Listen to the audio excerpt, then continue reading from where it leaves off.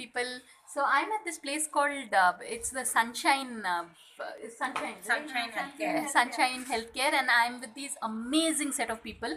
And you all know Renuka, right? She's come with me on a few videos, and today we have these two other pretty little girls, Poolamani uh, and Henna and Babita. She's drinking water also. So it's so that's what it's almost. This is just a 30-second video. And is there anything you all would want to? और हम लोग अभी 30 second हो गए हैं, पर हिंदी में अगर फूलमनी आप कुछ कहना चाहेंगे? चैरिटी के बारे में। हाँ।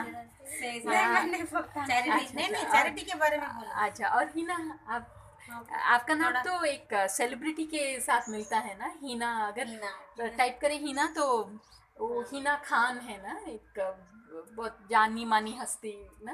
आपने शायद देखा होगा वो बिग बॉस में एक है ना। सो नहीं देखा। अच्छा, तो ठीक है, तो आप कुछ कहना चाहेंगी? हाँ, जिंदगी का जो भी कोई यादगार पल, पेशेंट को कैसा हैंडल करते हैं वो बोलो। अच्छा, और आपका नाम?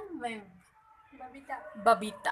अच्छा, तो हाँ, तो ठीक है। It's almost 1 minute 30 second video, and I'll catch you all in my next video. And this is one of the very amateur videos, but we are all very excited to be here. So on that note, thanks for watching, people, and please subscribe.